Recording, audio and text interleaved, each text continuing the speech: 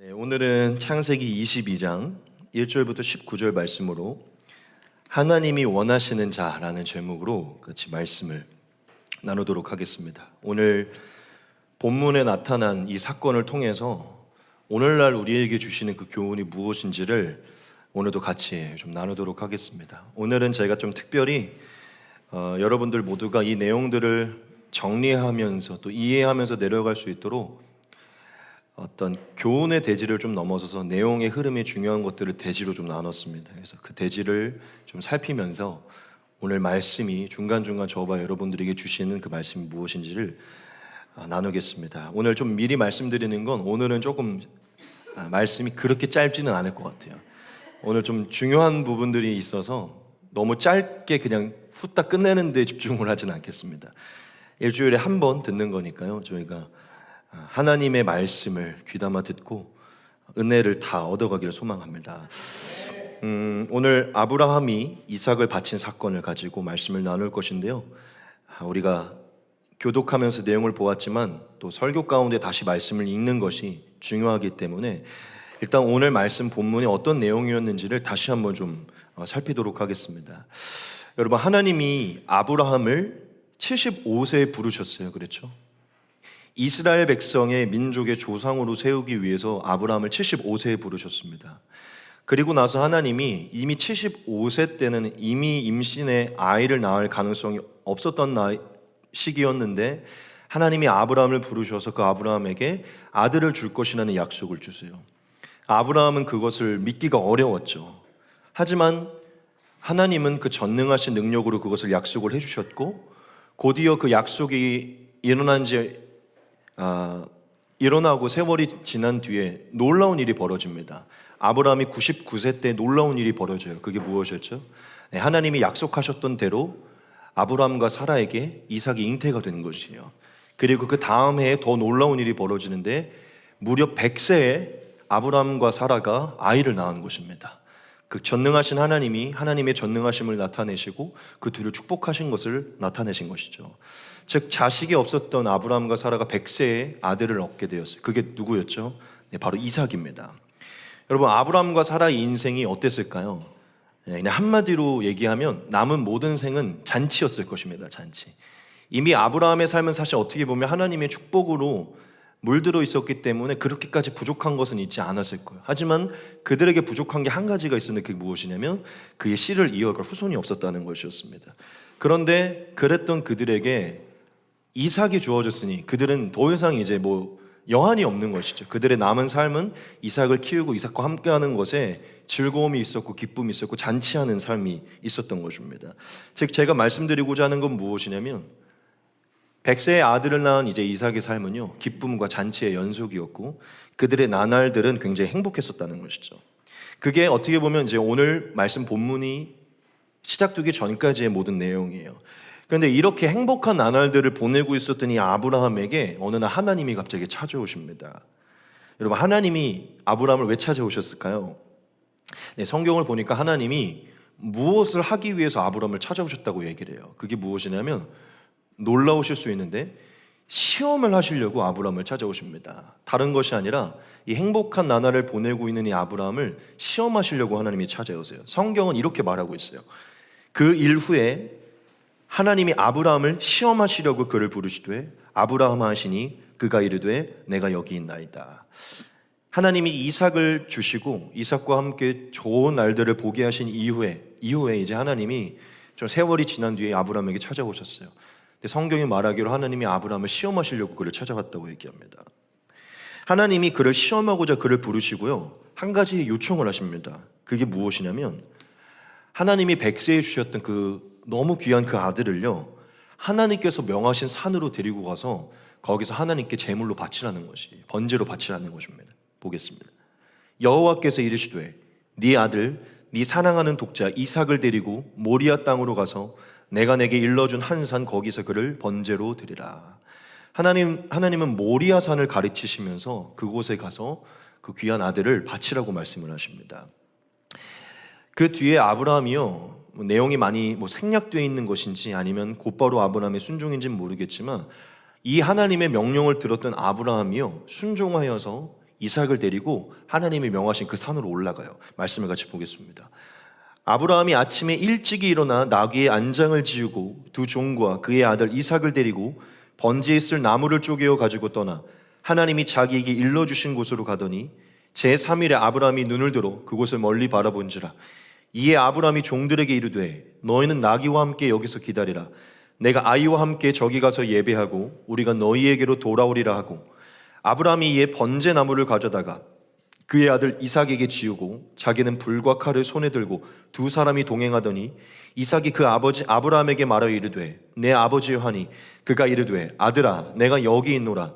이삭이 이르되 불과 나무는 있거니와 번제할 어린 양은 어디 있나이까.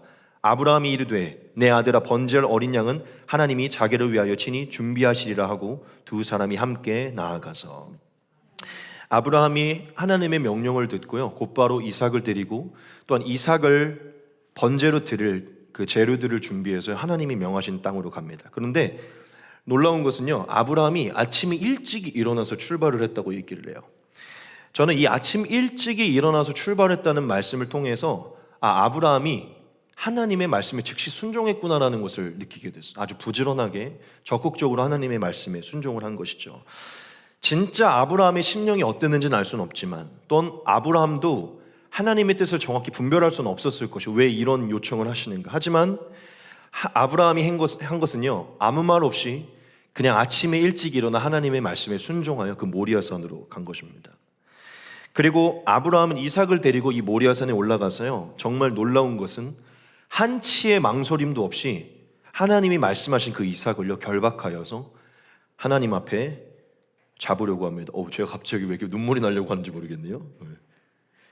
한치의 말 없이 아브라함이 이삭을 잡아서 결박해서 번제로 드리려고 해요. 같이 보겠습니다. 하나님이 그에게 일러주신 곳에 이른지라. 이에 아브라함이 그곳에 제단을 쌓고 나무를 버려놓고 그의 아들 이삭을 결박하여 제단 나무 위에 놓고 손을 내밀어 칼을 잡고 그 아들을 잡으려 하니, 아브라함이 하나님이 명하신 대로 이삭을 잡고 번제로 드리려고 곧바로 그 일들을 시행해요. 그런데 그 뒤에 놀라운 일이 벌어집니다. 그게 무엇이냐면 하나님의 말씀 앞에 한치의 대꾸 없이 불평 없이 그 말씀, 그 어려운 말씀에 순종한 이 아브라함을 보시고요 하나님이 곧바로 하늘에서 천사로 나타나셔서 다급히 나타나셔서 그 행위를 멈추라고 말씀하십니다. 이삭을 결박하여서 칼을 뽑아서 잡으려고 하는 그 순간에 하나님이 나타나셨어요. 초자연적인 능력으로 나타나셔서 그 칼을 멈추시고 아브라함에게 음성으로 그것을 멈추게 하세요. 그러면서 하나님이 뭐라고 말씀하시냐면 내가 너에게 순종하기 어려운 요청을 주었는데 너가 이 말씀에 순종하는 모습을 보였으니 너가 나를 얼마나 사랑하고 나를 경외하는지 내가 이제 확인했노라라고 말씀하시면서 아브라함의 그 마음을 확인했다고 말씀하시면서 아브라함을 말리시고 위로하십니다. 말씀을 보겠습니다. 여호와의 사자가 하늘에서부터 그를 불러 이르시되 아브라함아 아브라함아 하시는지라. 아브라함이 이르되 내가 여기 있나이다 하매 사자가 이르시되 그 아이에게 네 손을 대지 말라. 그에게 아무 일도 하지 말라. 네가 네 아들 네 독자까지도 내게 아끼지 아니하였으니 내가 이제야 네가 하나님을 경외하는 줄을 아노라. 네. 하나님은 하나님의 명령 앞에 자신의 독자까지 아끼지 않은 이 아브라함의 모습을 보시면서 하나님을 경외하는 그 마음을 확인했다고 그렇게 말씀하십니다. 그 뒤에 아브라함이 하나님이 이 이삭의 재물을 막으셨구나, 하나님이 정말 원하셨던 건 사실 이 이삭이 아니었구나라는 것을 알고요 주변을 둘러보았어요. 그랬더니 아니나 다를까 하나님이 이미 그 모리아산 주변에 순양을 이미 예비를 해놓으셨습니다. 즉 하나님은 이미 이삭이 아니라 순양을 바칠 것을 알고 있었던 것이죠.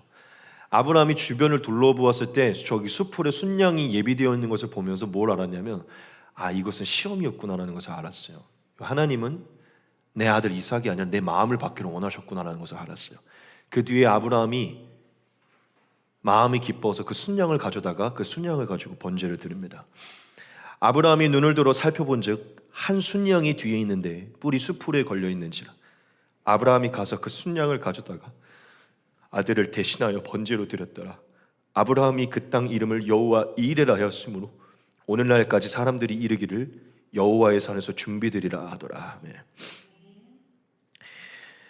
이후에 하나님이 이 아브라함의 순양이 중요한 게 아니라 이 아브라함의 경외하는 그 마음을 받으시고요, 다시 한번 하늘에서 나타나셔서 뭐라고 말씀하시냐면, 내가 너의 마음을 확인하였고 너가 나를 얼마나 경외하는지를 확인하였노라.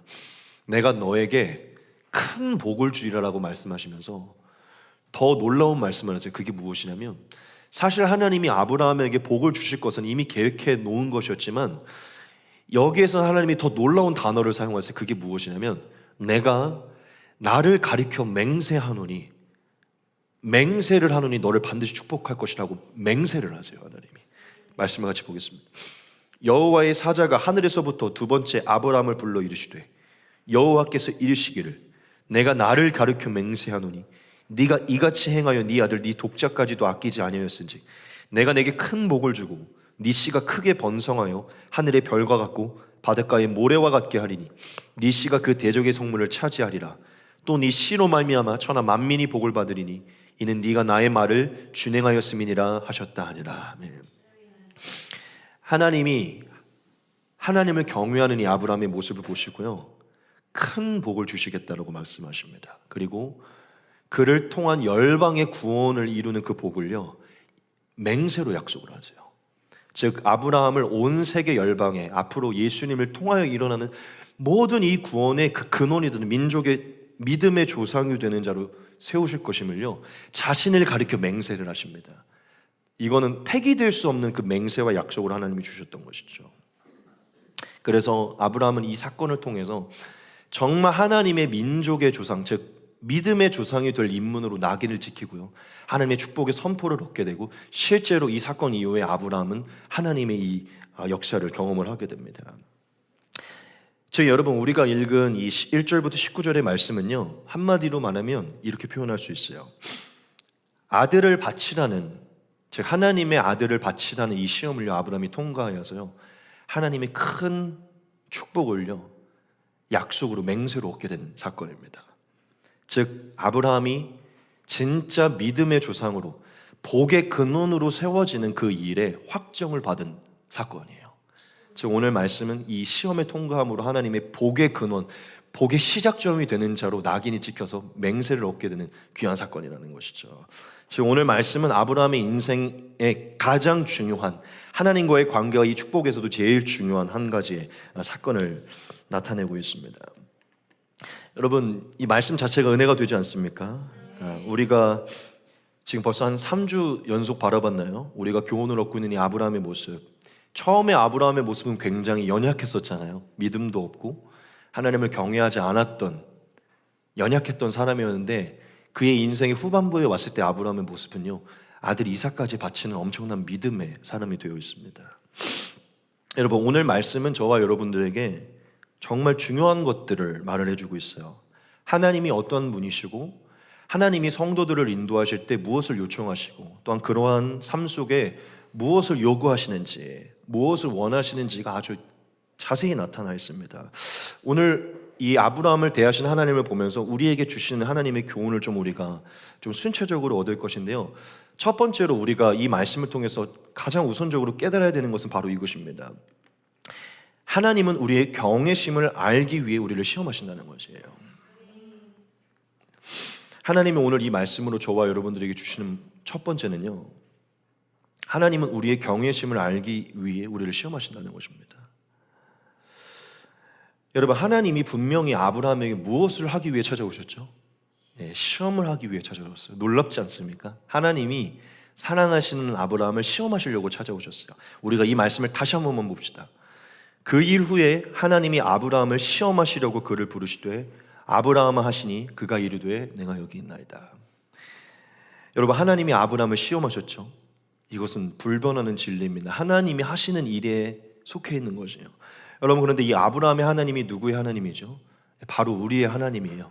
2000년 전이나 3000년 전이나 5000년 전이나 살아계셨던 하나님은 오늘날 우리와 동일한 하나님이시고 지금 우리가 섬기는 그 하나님이십니다.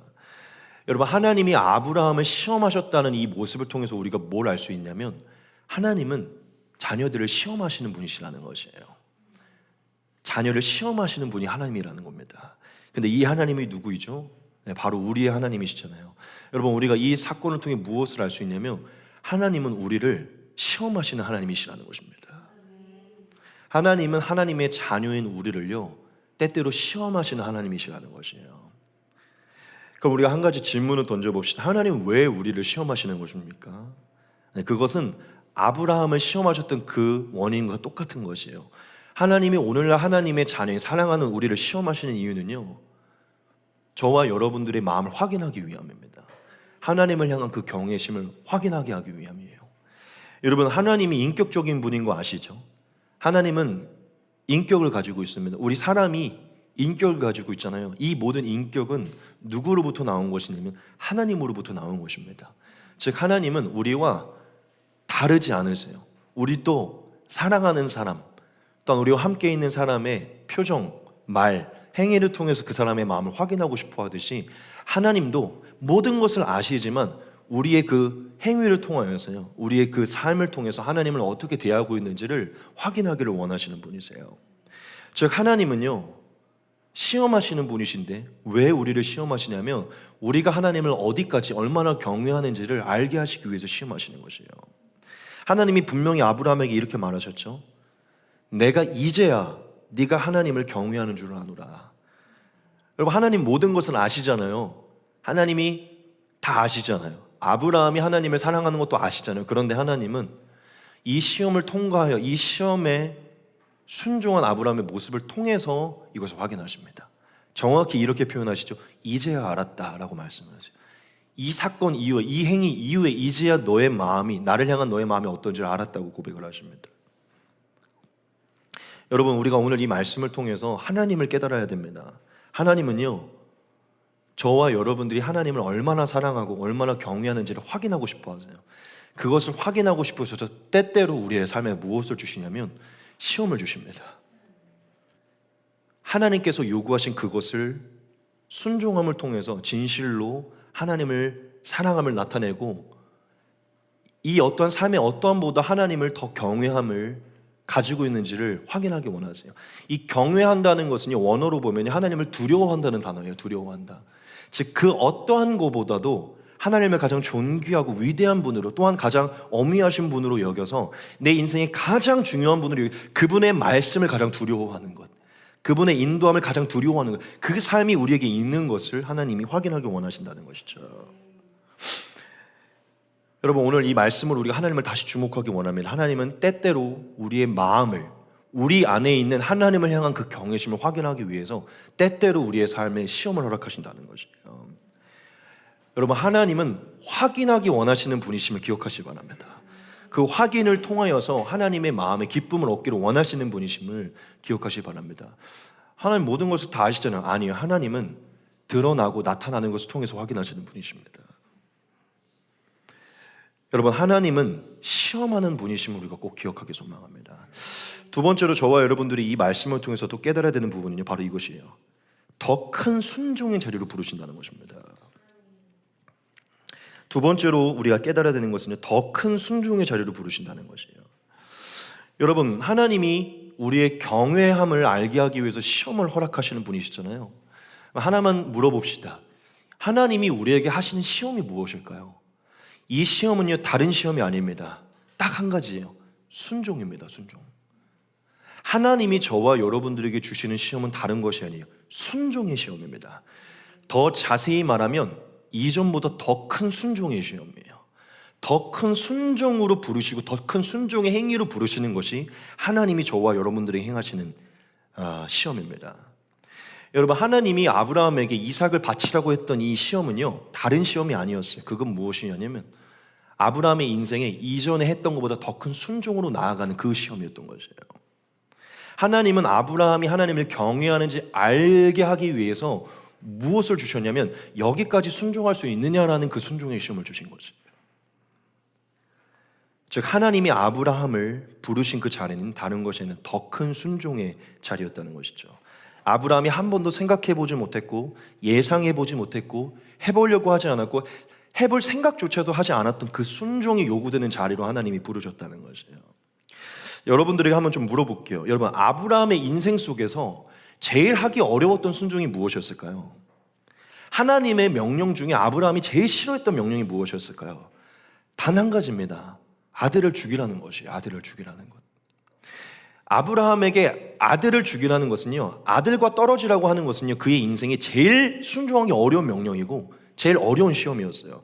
왜냐하면 이 아들은 아브라함 자신의 생명보다 더 귀한 아들이었기 때문이에요. 여러분들에게 다시 한번 이렇게 물어볼게요. 아브라함에게 자신을 바치는 것과 아들을 바치는 것, 둘 중에 뭐가 더 쉬웠을까요? 자신을 바치는 게 더 쉬웠을 겁니다.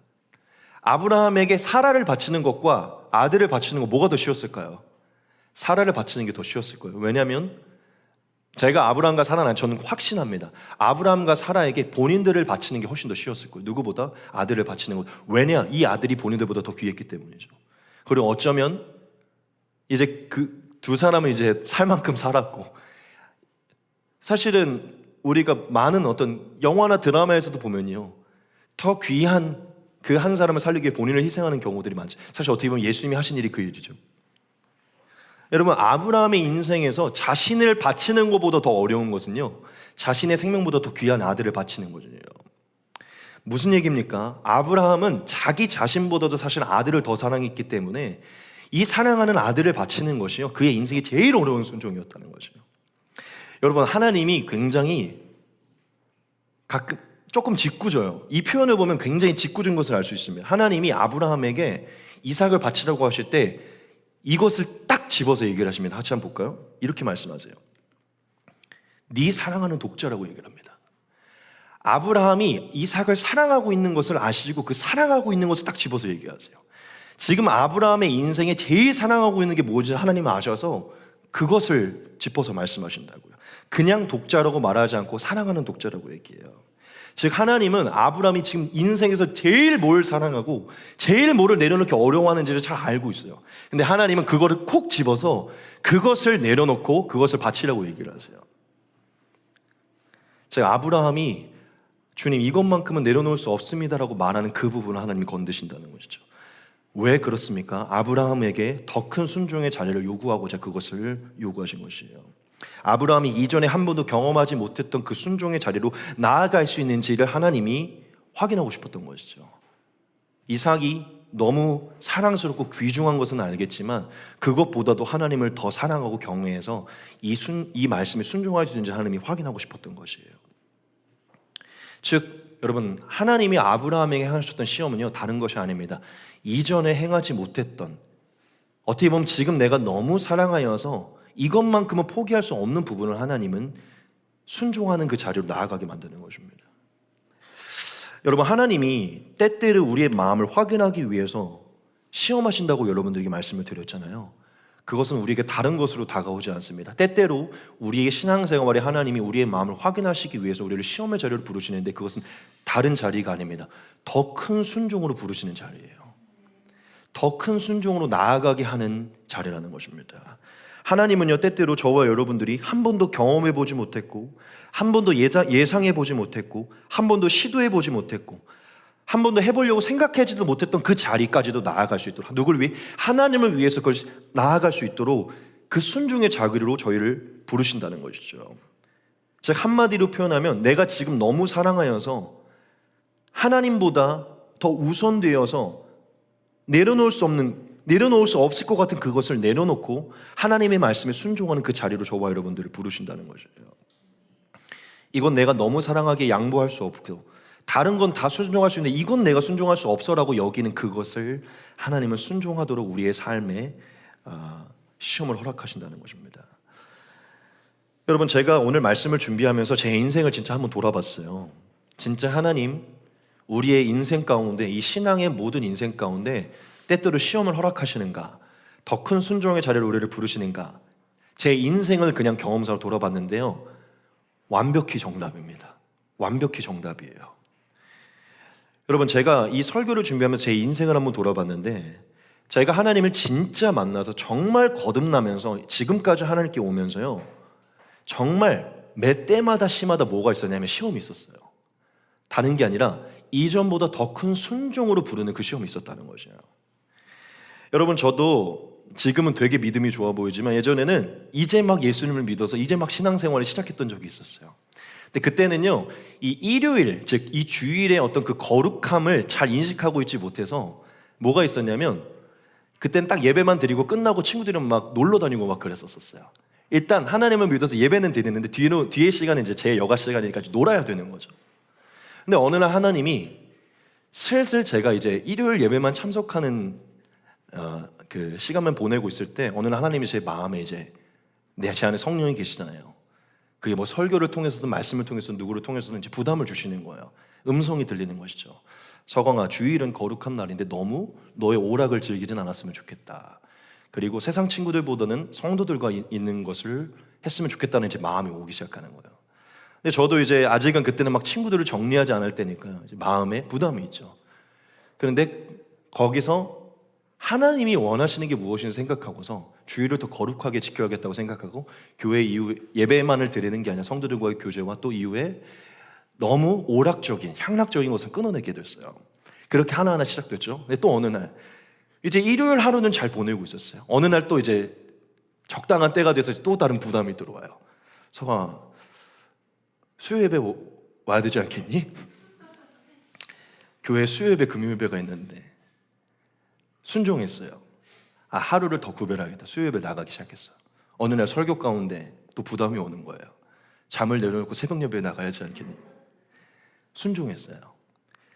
이게 단번에 온 게 아니라요, 몇 주가 지나고 한 가지 순종은 또 몇 주가 지나고 하나님이 계속 제가 사랑하고 제 거라고 여겨서 하고 있는 것들을 내려놓도록 계속 주시는 거예요.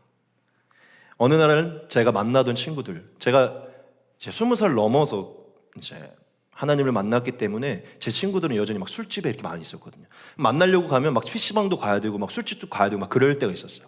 어느 날 하나님이 마음에 슬슬 그 친구들이 나쁜 것은 아니지만 제 삶을 정돈시키기 위해서 그런 자리를 좀 피하라는 마음을 주시는 거예요.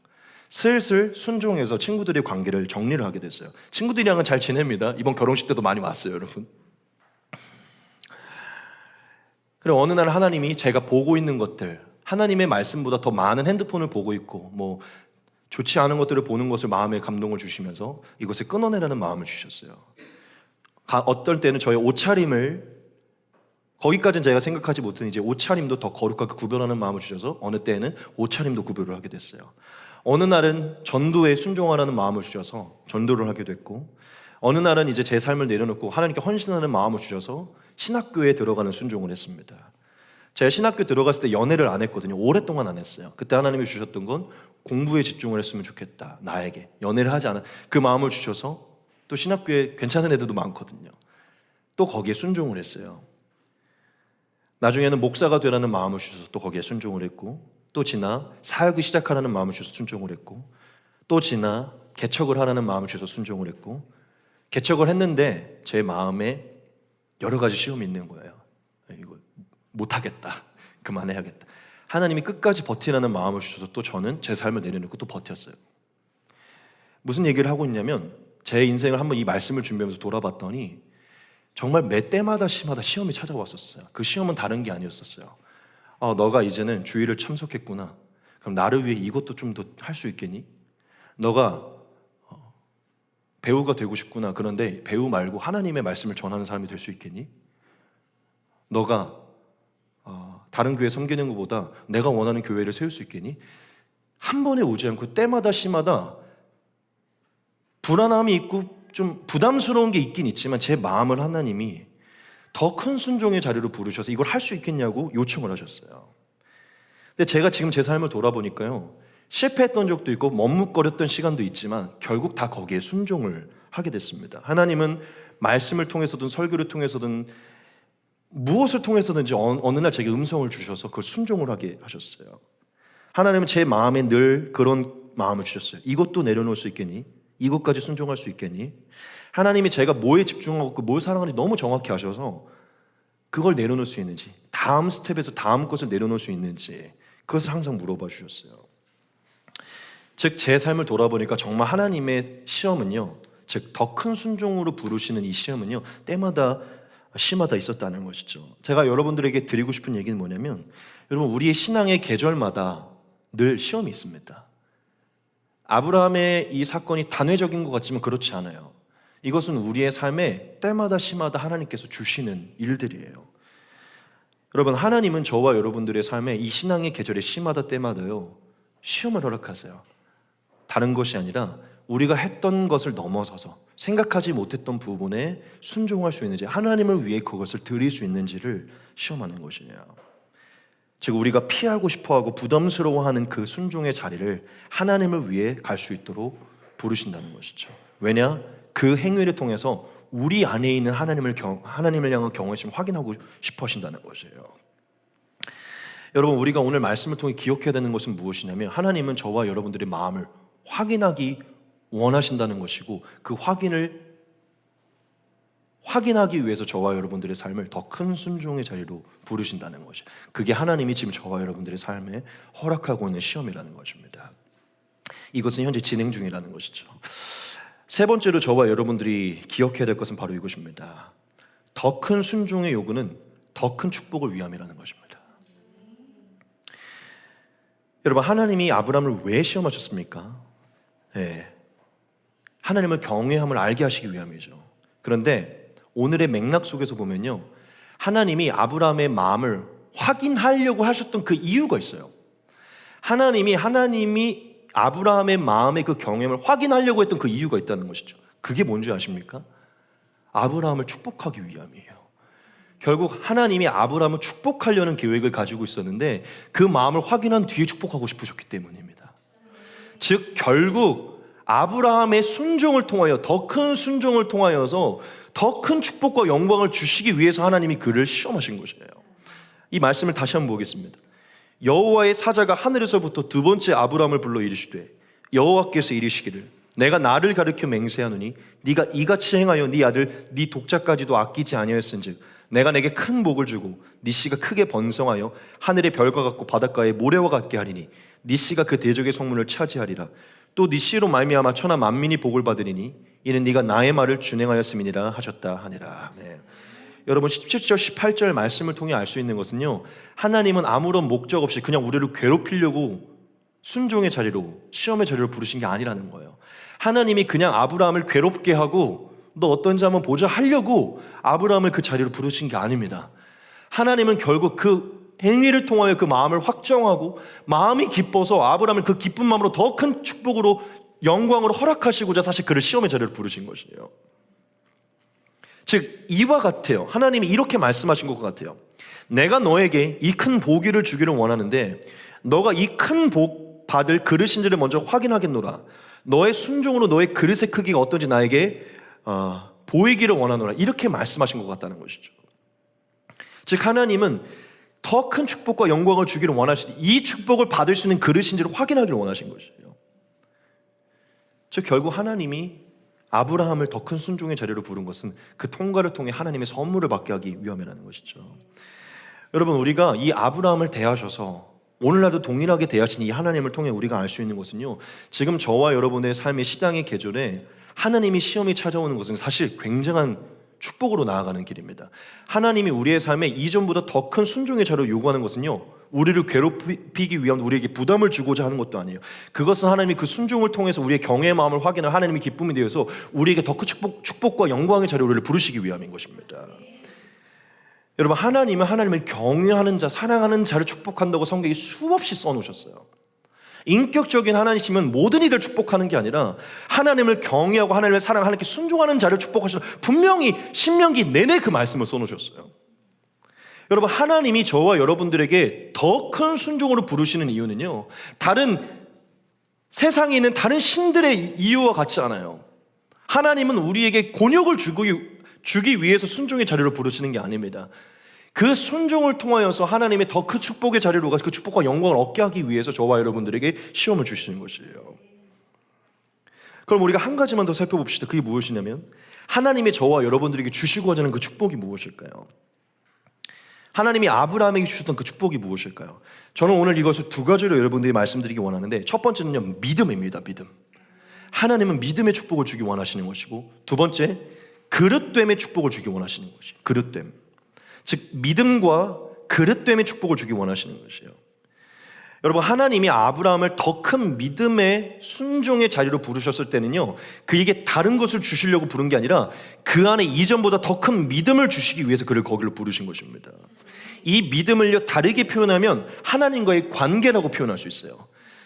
여러분, 믿음이 좋은 사람은 어떤 사람이냐면 하나님과의 관계가 다른 이들보다 더 좋은 사람입니다. 하나님과의 관계가 더 친밀한 사람이에요. 하나님을 더 잘 알고 더 동행하며 더 대하며 더 친밀한 게 믿음이 더 좋은 것이에요. 하나님과의 관계와 상관없이 믿음만 좋은 게 믿음이 좋은 게 아니라 하나님과의 친밀한 것이 믿음이 좋은 것입니다. 즉, 하나님이 아브라함에게 더 큰 순종의 자료를 부르셨을 때 그에게 주시고자 했던 것은 믿음인데, 무엇이냐면 하나님을 더 경험해서 하나님을 더 알아서 하나님과 더 친밀한 관계를 누리게 하고자 그를 순종의 자료를 부르신 것이에요. 그가 그 말씀에 순종해서 하나님을 더 경험해서 하나님을 더 잘 알아서 하나님과의 관계가 누구보다 더 친밀한 자로 부르시기 원하셨기 때문이죠. 여러분, 이후에 아브라함이 어떤 자로 부름을 받죠? 믿음의 조상으로 부름을 받아요. 믿음의 조상이라는 것은요, 앞으로 나오는 모든 믿음이 근원이 거기에 있다는 거, 그가 믿음의 시초라는 것이에요. 여러분, 아브라함은요, 앞으로 존재하는 모든 이들의 믿음보다 더 위대한 믿음을 갖고 그 모든 믿음이 중심이 되는 자가 됐어요. 무슨 얘기냐면 하나님은 이 아브라함을 이 세상에 존재하는 그 누구보다 믿음이 가장 강력한 자로 세우셨고 가장 견고한 자로 세우셨다는 것이에요. 여러분, 아브라함이 이삭을 바치는 사건을 통해 뭘 깨달았는지 아십니까?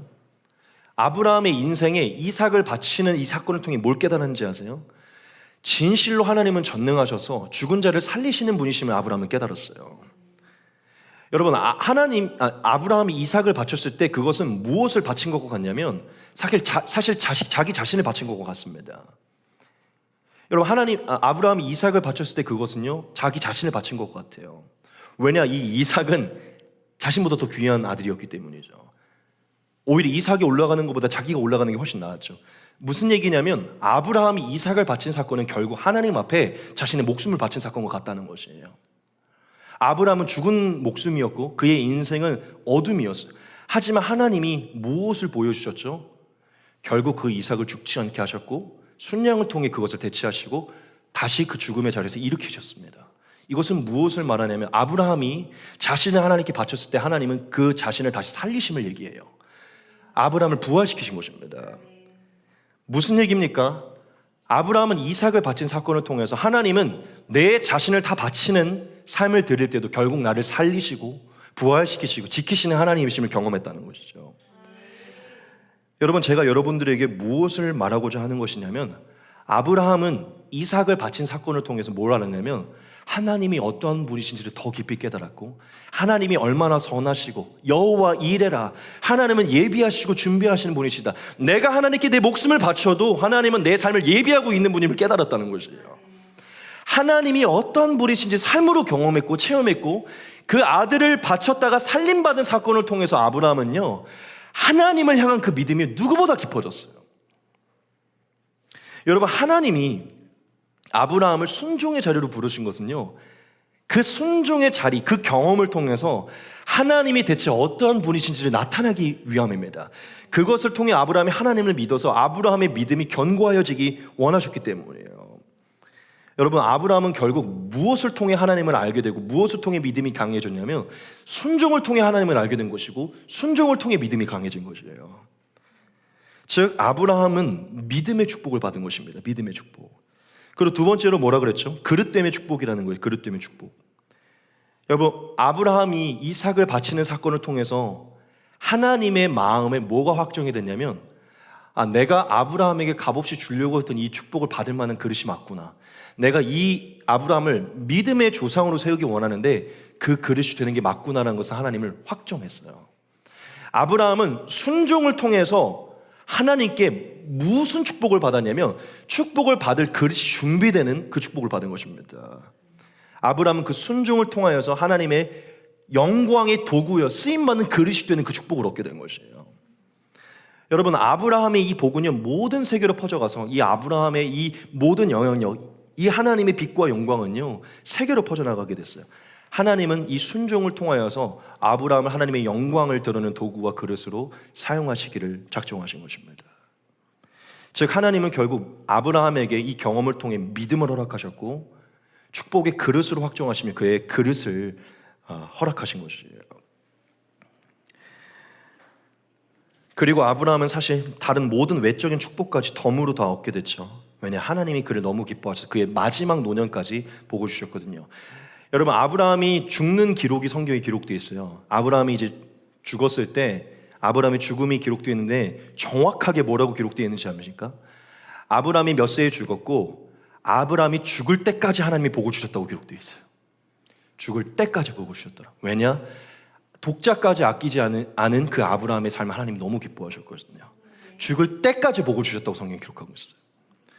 아브라함은 믿음이 강력해진, 견고해진, 하나님의 영광을 드러내는 도구가 되는, 그릇이 되는, 그의 인생 전체를 책임지는 축복을요 얻게 된 것입니다. 여러분, 제가 여러분들에게 드리고자 하는 메시지는 바로 이것이에요. 하나님이 우리를 더 큰 순종의 자리로 부르실 때 그 이유는 딱 한 가지라는 것입니다. 우리를 축복하기 위함이라는 것이, 다른 것이 아니라 그 순종을 통해서 우리가 하나님을 경험해서 우리의 믿음이 더 견고하여지게 하기 위함이라는 것이에요. 믿음이 뭐랬죠? 하나님과의 관계가 깊어지는 것이에요. 이 순종을 통해 하나님을 경험해서 하나님을 믿게 된 하나님과의 관계, 그 친밀함이 훨씬 더 깊어지게 하기 위해 우리를 부르시는 거예요. 그리고 그 믿음의 순종을 통해, 다른 일보다 하나님께 더 순종하는 것을 통해 하나님의 영광의 도구와 그릇이 돼서 우리의 삶으로 예수님의 빛과 영광을 더 나타내는 그릇으로 우리를 확정하시고 세우시기 위해 우리에게 그 순종을 요구하시는 것이에요.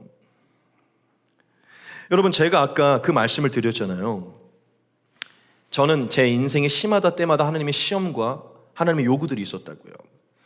제가 근데 제 삶을 돌아보면서 제 신앙의 계절마다, 시마다 때마다 하나님의 이 시험들을 제가 순종하며 통과해 왔다고 여러분께 말씀을 드렸죠.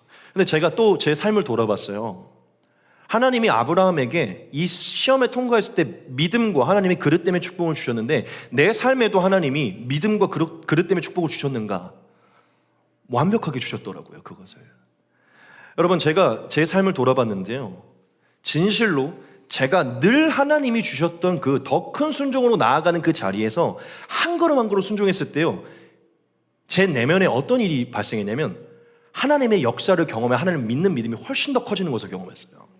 무엇을 통해서? 더 큰 순종으로 나아감을 통해서.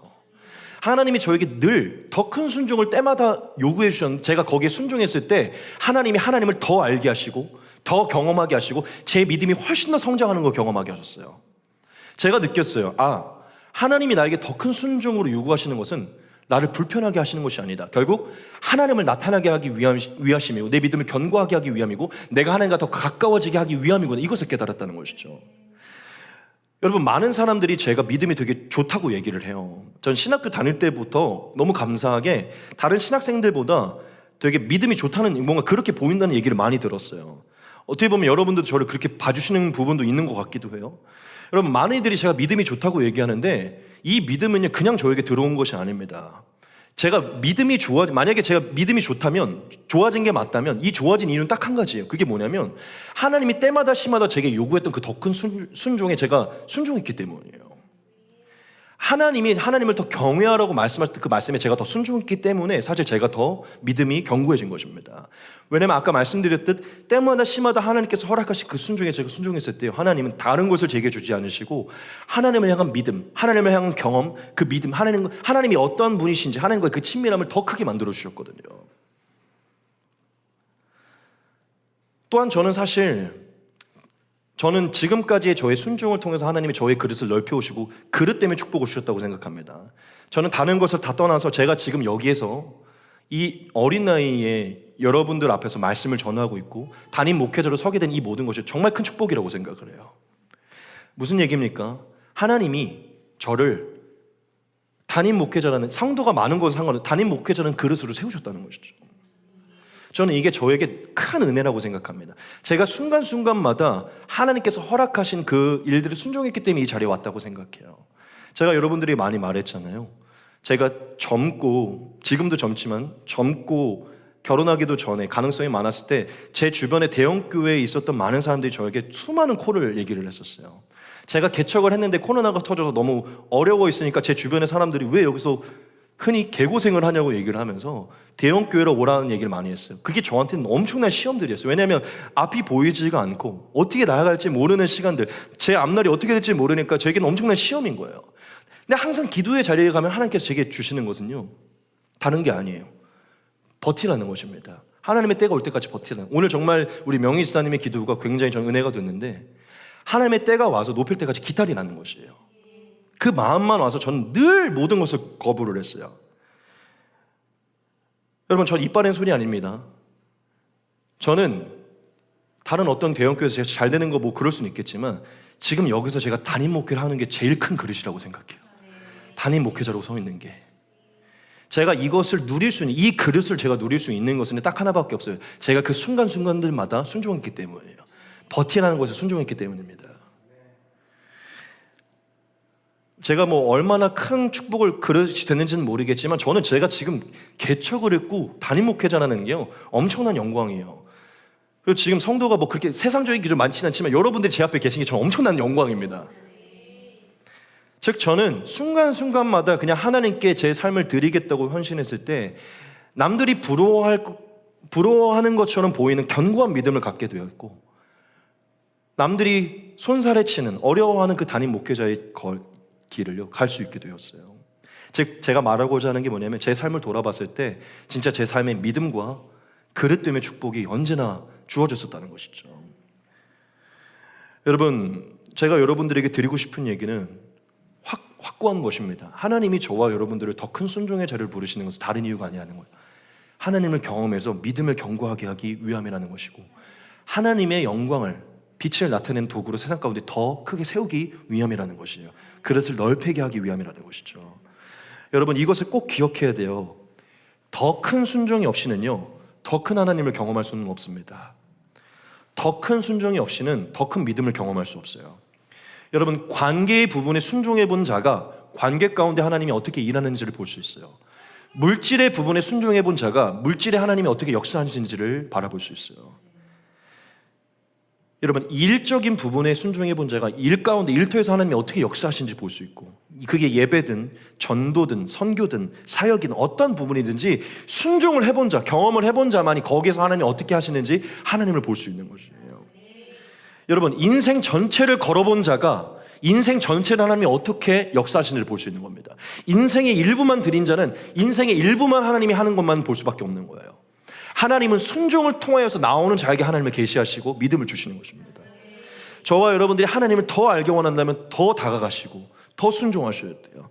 더 큰 순종의 자리로 부담을 주실 때, 거기에 순종할 때 하나님이 본인을 계시하시고 믿음을 주시는 것입니다.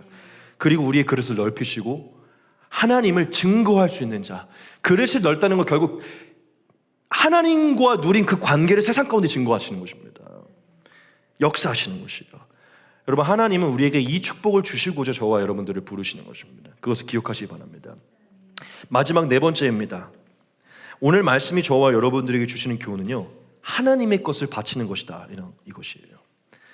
저는 사실 개인적으로 오늘 이 마지막 네 번째가 너무 우리에게 필요한 말씀이고 가장 중요한 말씀이라고 믿습니다. 제가 어제 저녁에 이 설교를 다 마무리를 짓고 저 자리에 무릎을 꿇고 이 마지막 네 번째 대지 때문에 하나님께 막 감사의 기도를 올렸거든요. 여러분, 아브라함이 하나님이 이삭을 바치라고 했을 때 아무 말도 없이, 아무 대꾸도 없이, 불평도 없이 곧바로 하나님께 순종을 했어요. 그렇죠? 우리가 질문을 한 번만 던져봅시다. 아브라함이 어떻게 이 어려운 요구에 불평 없이 하나님께 순종할 수 있었을까요? 여기에는 엄청난 진리가 숨어 있고 엄청난 정답이 숨어 있습니다. 어떻게 아브라함이 이삭을 한 채의 불평 없이 하나님께 순종할 수 있었을까요? 그 정답은 이것인데요, 아브라함은 이삭을 자신의 것으로 여기지 않았기 때문이에요. 아브라함은 이 이삭을 자신의 것으로 여기지 않았기 때문이에요. 이삭을 넘어서서 아브라함은 자신의 삶 자체가 자신의 것이 아님을 인정했기 때문이에요. 여러분, 아브라함이 누구였죠? 100세에 전능하신 하나님의 능력으로 아들을 낳아서 아들을 키우고 있는 자입니다. 여러분, 한 번만 우리가 생각을 해봅시다. 아브라함이 100세의 아들을 낳게 됐을 때 어떤 마음을 갖게 됐을까요? 저는 확신할 수 있어요. 아브라함 안에는요, 하나님을 향하여 두 손 두 발 다 드는 믿음이 생겼을 것입니다. 100세의 아들을 갖게 된 이 사건을 경험한 뒤에 아브라함 안에는요, 하나님을 향하여서 두 손 두 발 다 드는, 하나님을 경외하는 믿음이 더 생겼을 것이라는 것이에요. 여러분 100세의 아들을 낳게 하신 하나님을 경험했을 때 아브라함은 이것을 깨달았을 거. 그게 무엇이냐면 진실로 하나님은 전지전능하시다. 진실로 하나님 안에는 모든 것이 있다. 하나님은 살리실 수 있다. 주실 수 있다. 역사하실 수 있다. 하나님은 나의 아버지시고 주권자이시다. 하나님은 무엇이든지 가능하다. 100세의 아들을 낳은 아브라함은요, 이제 하나님을 향한 의심이 사라졌을 거예요. 이미 100세의 아들을 낳게 하는 하나님을 경험했거든요. 아브라함 안에는요, 하나님의 주권에 대한, 하나님이 내 인생을 책임지시고 하나님이시면 모든 것이 가능하다는 것이, 그 믿음이 확고히 자리에 잡혔어요. 무엇을 하기 전에? 이삭을 바치기 이전에. 이삭을 바치기 이전에 이미 그 믿음이 주어져 있었다는 것이죠. 여러분, 어떻게 아브라함이 이삭을 바치라는 그 하나님의 명령에 한치의 말 없이 그 사랑하는 이삭을 바칠 수 있었을까요? 이미 이삭을 얻게 됐던 그 사건을 통해서 아브라함은 깨달았어요. 이 이삭은 내 것이 아니다. 내 삶은 내 것이 아니다. 내 삶도 하나님의 것이고 내게 주셨던 이삭도 하나님의 것이다. 하나님이 주신 것이니 바치는 것도 하나님의 명령대로 하는 것이다. 아브라함은 이미 하나님을 경험했기 때문에 그 믿음을 통해서 이 이삭이 자신의 것임을 아님을 알았어요. 하나님이 주셔서 너무 사랑하지만 하나님이 원하신다면 바쳐야 됨을 알고 있었다는 것이죠. 여러분, 하나님은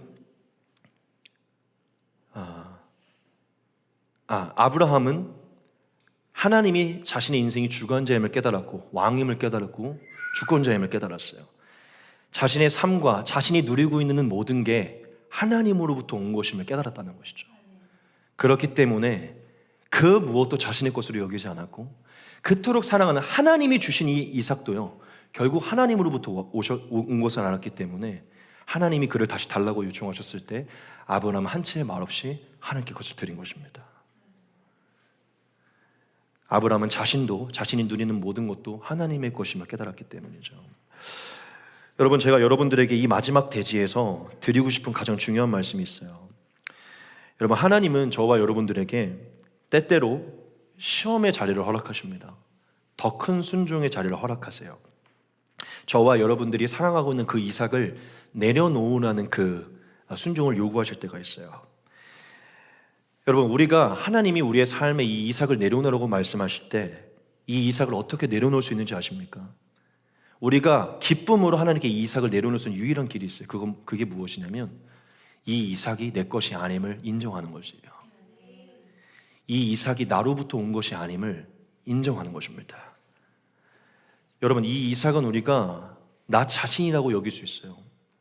내 삶도 내가 받은 것도 내가 누리는 것도 다 나로부터 온 것이 아니라 하나님으로부터 온 것임을 믿을 때 우리는 하나님이 요청하시는 그 이삭을 드릴 수 있습니다. 내 삶의 주인과 왕과 주권자는 하나님이시고 내가 누리는 이 이삭들은 다 부여받은 것이고 허락받은 것임을, 다 하나님의 것임을 인정할 때요, 하나님이 무엇을 달라고 요청할 때 우리는 기쁨으로 드릴 수 있습니다. 하지만 반대로 하나님이 저와 여러분들이 사랑하는 그 이삭, 그것을 달라고 할 때 왜 우리가 순종하지 못할까요? 왜 우리가 그 더 큰 순종에 나아가지 못할까요? 딱 한 가지입니다. 그 이삭이 내 것이라고 여기기 때문이에요. 내가 얻은 것이고 내가 받은 것이고 내가 노력해서 얻은 것으로 여기기 때문에 그 이삭을 드리지 못하는 것입니다.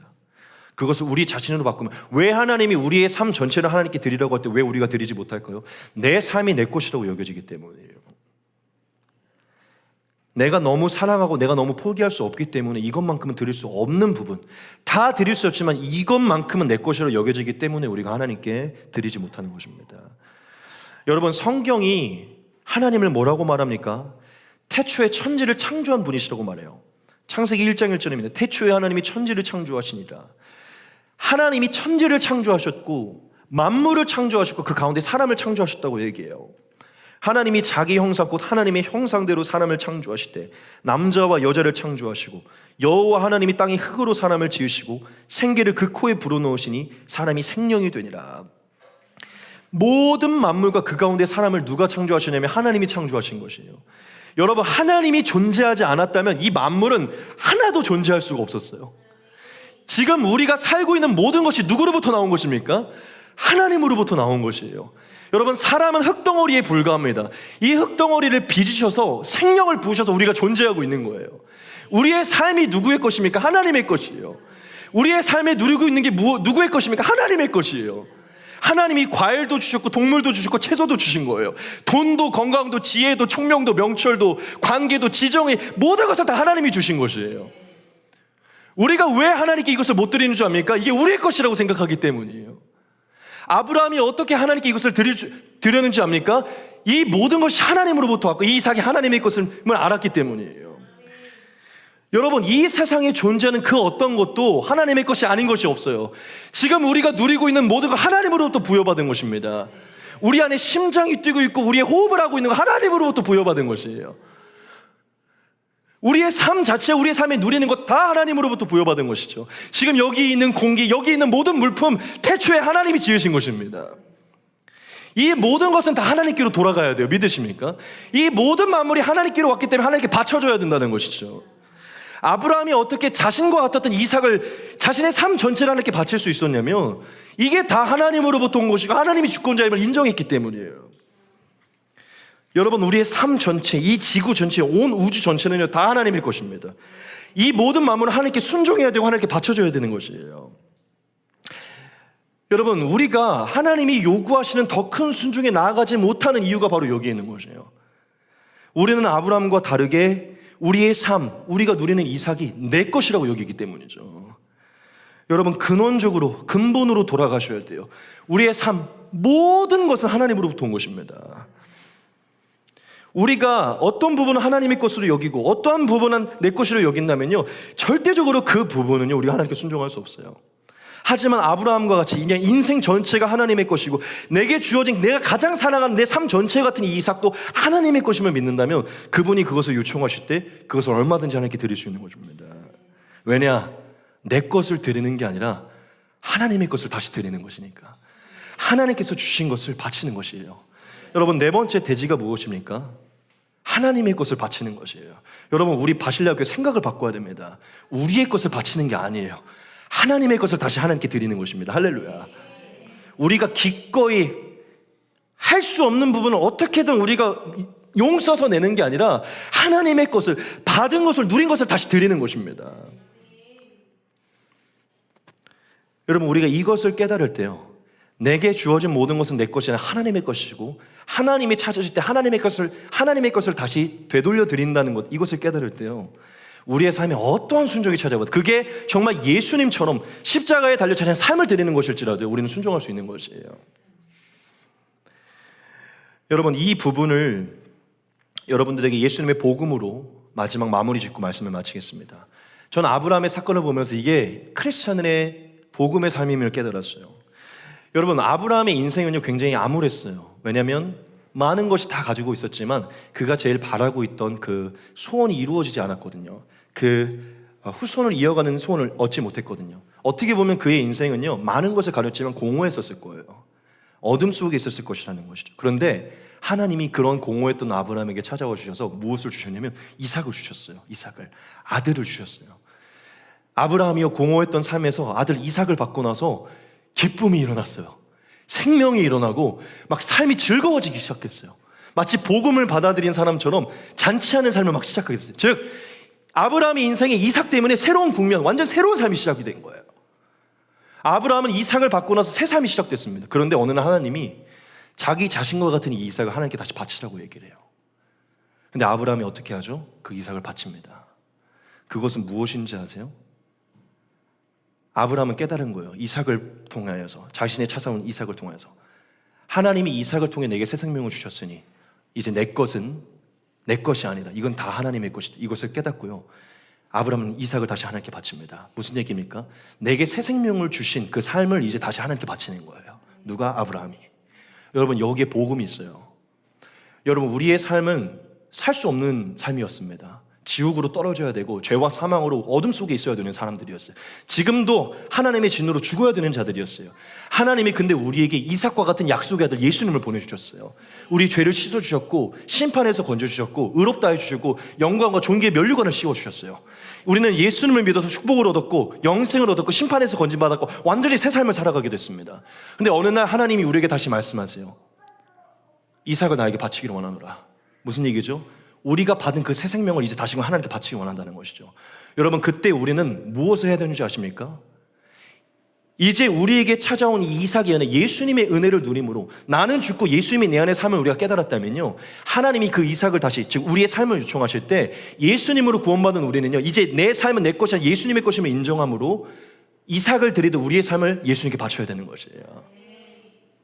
왜냐, 예수님은 저와 여러분들에게 새 생명을 주시고 그 새 생명을 다시 찾으시기 때문이죠. 그 새 생명으로 십자가를 지고 우리에게 따르라고 말씀하시기 때문이죠. 여러분, 아브라함이 하나님께 순종했던 모습에는요, 예수님의 복음이 담겨 있어요. 여러분, 우리가 아브라함이 받았던 이삭과 같은 예수님으로 새 생명을 얻었다면요, 이제 다시 그 새 생명을 가지고 하나님께 헌신해야 됩니다. 하나님께 드려야 돼요. 새롭게 변화된 우리의 삶을 하나님께 드려야 된다는 것이죠. 그게 하나님께서 우리에게 요구하는 것이고 우리를 축복하시는 길이기 때문이죠. 여러분, 이 부분을 말씀드리고 이제 말씀을 마치겠습니다. 하나님으로부터 새 생명을 얻으셨습니까? 하나님으로부터 축복을 얻으셨습니까? 하나님으로부터 가장 위대한 복음을 얻으셨습니까? 그러면 여러분, 이제 저와 여러분들의 삶이 나 자신의 것이 아니라 예수님의 것이고 하나님의 것임을 깨달으시기 바랍니다. 내 삶 전체가 예수님의 것임을 깨달으시기 바랍니다. 그래서 하나님이 저와 여러분들에게 우리에게 아들을 바치라는 말을 하지 않으실 거예요. 그렇죠? 하지만 때마다 시마다 우리에게 하나님이 더 큰 순종의 자료를 요구하실 때 아브라함처럼 내 삶은 주님의 것이니 얼마든지 제가 순종할 수 있습니다, 이런 마음으로 예수님께 순종하시기 바랍니다. 어떠한 부분, 내 삶의 일부분은 내 것이라고 여겨져서 내가 가능하고 내가 할 수 있는 부분만 예수님께 순종하는 게 아니라 하나님께서 드리라고 하는 그 모든 부분에 우리가 순종하기를 바랍니다. 왜냐? 나 자신을 주님께 드리는 게 아니라 하나님의 것을 주님께 드리는 것이기 때문이에요. 여러분, 우리의 삶 하나님의 것입니다. 우리가 가지고 있는 거 하나님의 것입니다. 우리의 시간, 우리의 삶 하나님의 것이에요. 나를 주님께 드리는 게 아니라 결국 하나님의 것을 다시 하나님께 드리는 것입니다. 우리는 하나님을 위해 지음받았고 우리는 다시 하나님을 위해 사용되는 것이에요. 하나님이 이삭을 주시고 그것을 찾으시는 그 신비에는요, 이 복음이 숨어 있는 것입니다. 여러분, 만약 하나님이 저와 여러분들에게 요청하신다면요, 기꺼이 드리십시오. 하나님, 내게 허락한, 내가 지금 사랑하는 이 이삭은, 이 삶은 결국 주님의 것입니다. 주님이 주셔서 제가 부여받은 것입니다. 하나님으로부터 부여받아서 가지고 있는, 찾아가실 것이라면 얼마든지 찾아가시기 바랍니다. 이렇게 선포한 우리가 되게 소망합니다. 로마서에 이런 말씀이 있습니다. 우리 중에 누구든지 자기를 위하여 사는 자가 없고 자기를 위하여 죽는 자도 없도다. 우리가 살아도 주를 위하여 살고 죽어도 주를 위하여 죽나니 그러므로 사나 죽으나 우리가 주의 것이로다. 네. 오늘날 하나님이 여러분들에게 찾으시는 날이 있을 거예요. 내가 너에게 준 것을 너 것으로 여기는지 나의 것으로 여기는지 내가 시험하기 원하노라. 하나님이 우리에게 주신 것을 도로 찾으시는 날이 있을 거예요. 여러분, 그때 지혜롭게 대답하십시오. 욥과 같이 지혜롭게 대답하십시오. 욥이 이렇게만 했죠. 이르되 내가 모태에서 알몸으로 나왔사온즉 또한 알몸이 그리로 돌아갈지라. 주신이도 여호와이시요 거두신이도 여호와이시오니 여호와의 이름이 찬송을 받으실지니이다 하고. 네. 여러분, 모든 것은 하나님으로부터 나온 것입니다. 그분이 거두신다고 할 때 우리는 기쁨으로 드려야 되는 것입니다. 여러분, 우리의 삶은 우리의 것이 아니라 하나님의 것이므로 하나님께 바친다는 것을 기억하시면서 하나님이 저와 여러분들에게 순종을 요구하실 때 기꺼이 하나님의 기쁨으로 드리시길 소망합니다. 이제 말씀을 마치겠습니다. 여러분, 하나님은 저와 여러분들의 삶에 때때로 우리가 너무 부담스럽지 않게 때마다 시마다 시험을, 즉 순종의 자리를 요구하신다는 것을 기억하시기 바랍니다. 그 순종은 저와 여러분들에게 괴로움을 더하기 위함이 아니라 저와 여러분들의 삶을 축복하기 위함임을 기억하시기 바랍니다. 하나님의 그 순종의 요구가 주어질 때 기쁨으로 아브라함처럼 그 이삭을 하나님의 것으로 여겨서 드리시길 소망합니다. 그때 저와 여러분들의 믿음은 더 견고해지고 아브라함과 같이 여러분 주변에 믿음의 조상으로 서게 될 것이고 여러분들이 복의 근원이 되어 여러분들의 복이 주변에 흘러가는 놀라운 역사가 맹세로 주어지게 될 줄 믿습니다. 우리 같이 하나님께 기도하며 나아가겠습니다. 기도하겠습니다.